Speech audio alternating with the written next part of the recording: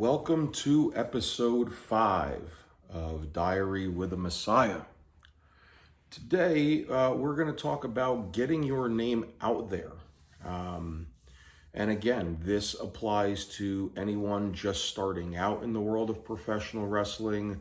That applies to anyone that's been doing it for a long while, that is stuck in a rut. And that goes for anyone just trying to get to new places. And again, anything I'm telling you are things that I've learned from others, experiences I've had, what has worked, what hasn't, and also just my opinions on how the world of professional wrestling is seen through my eyes, but again, being seen through so many that I've spoken with. So when it comes to getting your name out there, there are so many different ways with technology and everything that we have today. Anything can be done by sending a message to a promoter through a direct message, whether it is through a company Instagram or a company Facebook page, or finding out who the promoter is and sending them a message to their personal inbox. There are ways to do it, what to send, what not to send. And really, I think it just depends on what the promoter is looking for. And you just kind of have to take a shot in the dark. For those that are young in the world of professional wrestling now, getting your name out was, a lot harder when I started because there was no social media. And the independents, as they are as abundant as they are now, were not as abundant and plentiful when I started. When I completed my training, for the most part, for the first couple of years, I was only doing events under my company's banner of IWF.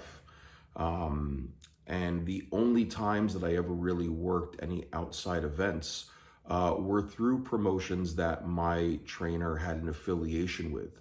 And at the time, those were NWA New Jersey, as I had mentioned before, that were run by promoters by the name of Dapper Johnny and Gino Moore. There was another promotion that was being run by another local journeyman along the New Jersey area by the name of CJ Summers.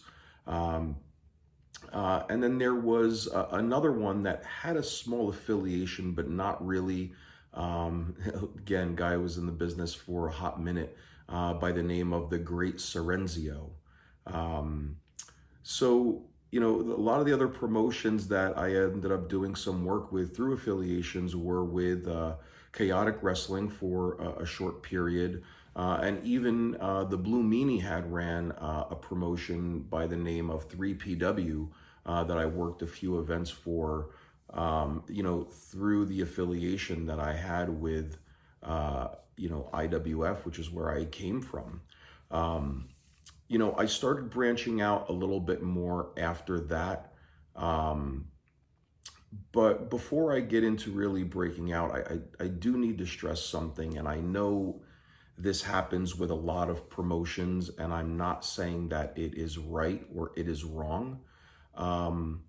But being stuck in that one promotion bubble is never going to help you get your name out there the way that you want it to, especially in today's realm where social media can help you get your brand across so far. You'd be very foolish to stay in one spot. And myself and a number of others early on did just that because we didn't know any better. And we believed in our training ground, and we believed in our training system, and we believed in our trainers' philosophies. And, while some of those philosophies today can be considered outdated, I think it hurt a number of us to stay inside that bubble for so long. And for some of us, we were never able to break out early on. And for some, were able to break out once they broke away from that promotion and that training ground. Some of us early on didn't have the confidence to believe in ourselves that that we could go out there and do what we wanted to do and make a name for ourselves, because we believed we had everything under one roof to make it to a bigger place. And I know there are some promotions today that have schools that preach a lot of the same things, and their philosophies are their philosophies. Do I agree with them? No, and that's okay. But you know, any trainer or any school, especially in today's realm, once you've completed your training, and I think you have um, gotten yourself to a level where you will represent your training ground and your home promotion well, should encourage and try to help you get to other platforms and help you get to other places with networkings that they have, and not try to keep you in-house. Um, so when getting out there, as I mentioned early on, for myself and many others, when there was no social media, the way to do it was to stock up on some pretty big 8.5 by 11 manila envelopes. Go buy some blank VHS tapes, get your promotional professional looking photo, print your resume on the back of it, which is something not many do today. And you would have to find out an address where you could find that promoter at, to mail them a copy of your work, or you would do the drive, so to speak, and show up at an event, help set up anything that's needed, hand the promoter that envelope and ask if they would take the time to review your work, and if there were opportunities in the future, if you'd be considered for that. And a lot of times it was very hard, because you'd be doing hours upon hours of driving with the hopes of getting something, when in reality, a good portion of it, you weren't going to get something. But you never know. You took a chance, and that was part of the fun, was getting in the car with a bunch of other aspiring wrestlers and doing those drives. Today it's so different, but I still believe that grassroots style will still get you places and will still get eyes on you, just from a hustle standpoint. I believe that if there are really good promoters that are out there, that if you take that drive with someone that is on an event, jump in the car with them, offer to help pay for gas and things of that nature, and tolls, and just take a ride to an event and introduce yourself to the promoter, is half the battle. I always use the phrase that I learned, from my girlfriend would always say, no expectations, no disappointments. And I think that's a great way to look at things. Take a chance on yourself.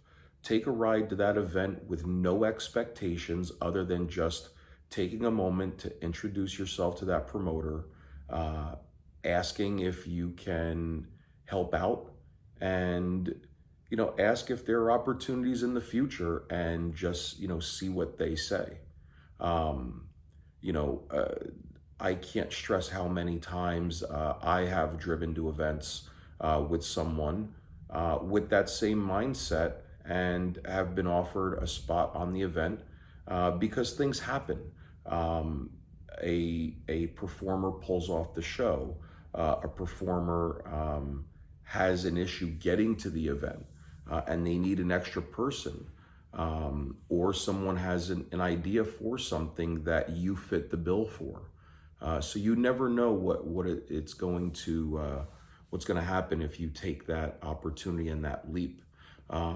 What I would say today is, find out who the promoter is, and at least send them a message that you were interested in coming to their event, and ask if you can help in any way, shape, or form, so they know that there's someone that is coming. And if they know of your work, all you have to do is leave your bag in the car and go in with an open mind of learning something new by helping set up the event, watching the event and watching the crowd. What do they react to? What they don't react to? Who they're reacting to? And what style the fans are reacting to the most in the ring. So there's so many other advantages to not just getting your name out there in different ways. It's also being able to find different ways to learn every time you go somewhere brand new. Um, again, jumping in the car and doing the drives is something that many have said over time, and it has worked.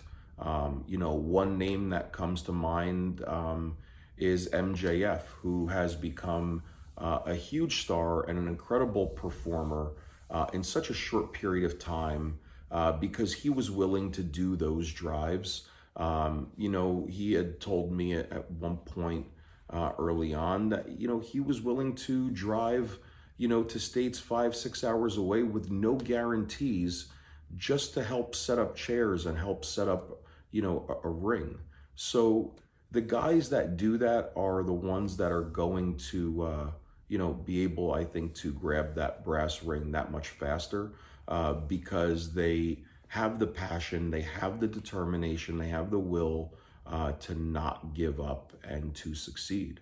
But when it also comes to getting your name out there, especially in today's realm of wrestling, if you are going to send a promoter or a promotion a message, and some information, my take would be just sending a message to the promoter first, a very short message introducing yourself and who you are, how long you've been wrestling, and asking if there were future opportunities, and then ask that if they were interested in seeing your work, that you have something set up that you can send them. I know some will just message the promoter with their information already there. And I'm not saying that's right or wrong either. But I think just introducing yourself first is a better way to go. And then if they ask, have stuff lined up, ready to go.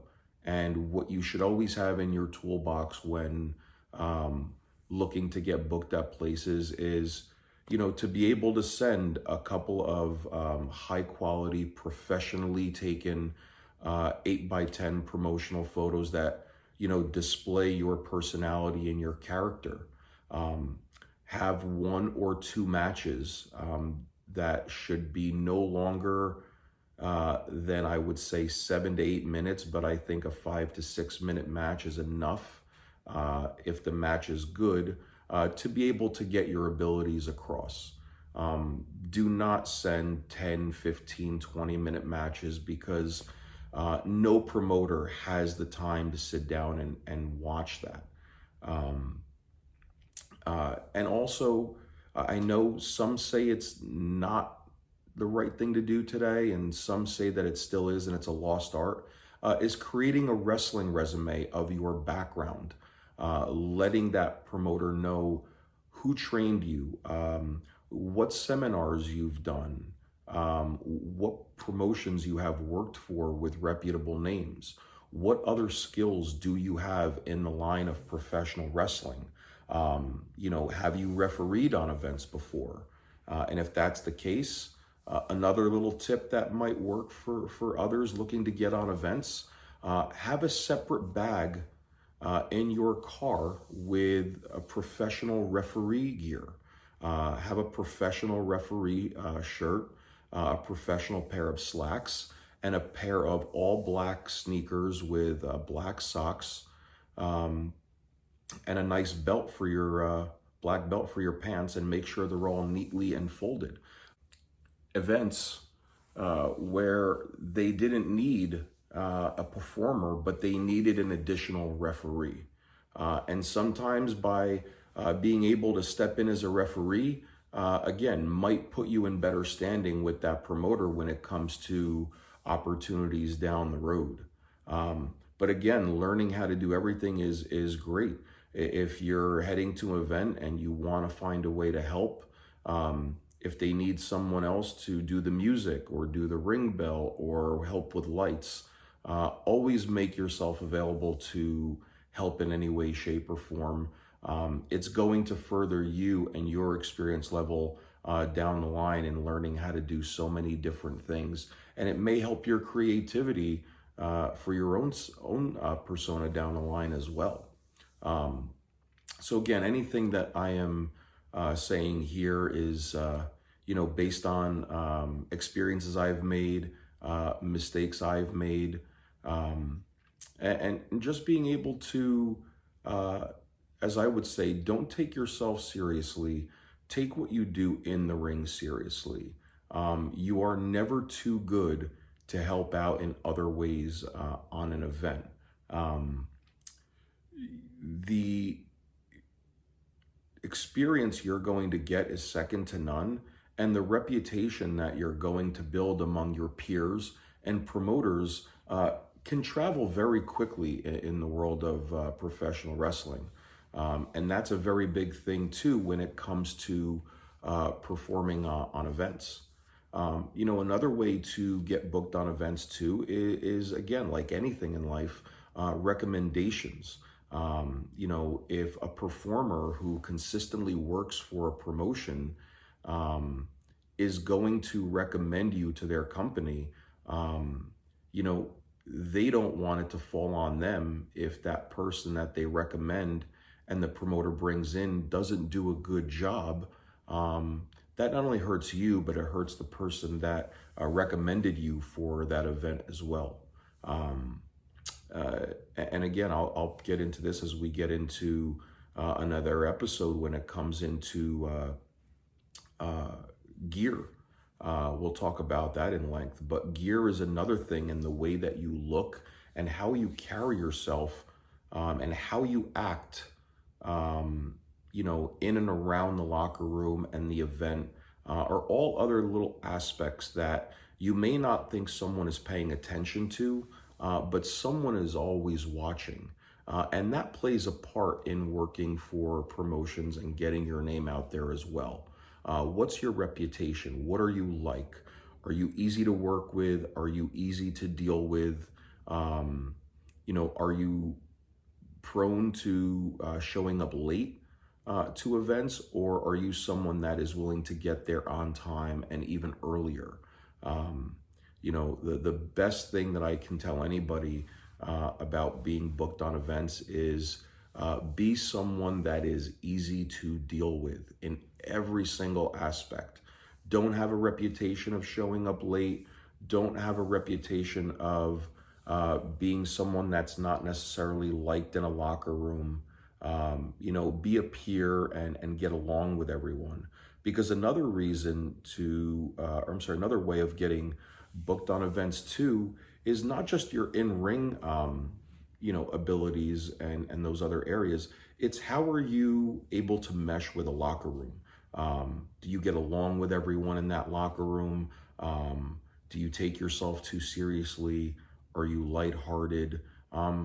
There are so many factors that really the only way to know is to go through it and experience it. And I have experienced it on almost every level, every facet. So, those are just some tips when it comes to getting your name out there. But in a world of social media, yes, you have to understand that you're not the only one that is messaging promoters to be booked on their events.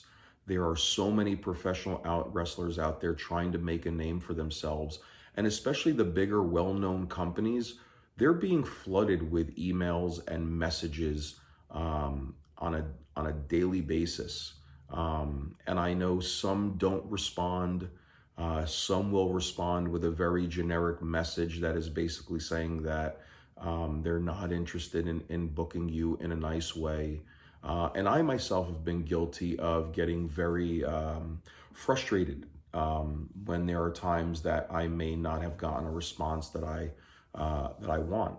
And I have to realize, and so many others do too, that that could be a factor as well. They could be inundated with so many messages that it's impossible to filter through everything. So again, where I will tell you that as good as it is messaging promoters and promotions, you're going to probably get much better results by just jumping in a car, doing the drives with others, and networking with promoters in person. You may not get booked on the show that day or the next time, but I would truly believe that if a promoter sees your persistence in a professional way, that eventually they will have a spot for you when something opens up. So that's all I've got for you this week. Again, please feel free to comment, subscribe to my YouTube page. Tell me what you liked, what you didn't like. If you think what I'm telling you is not worth your time, tell me that too. So I will see you next week on another episode of Diary with a Messiah.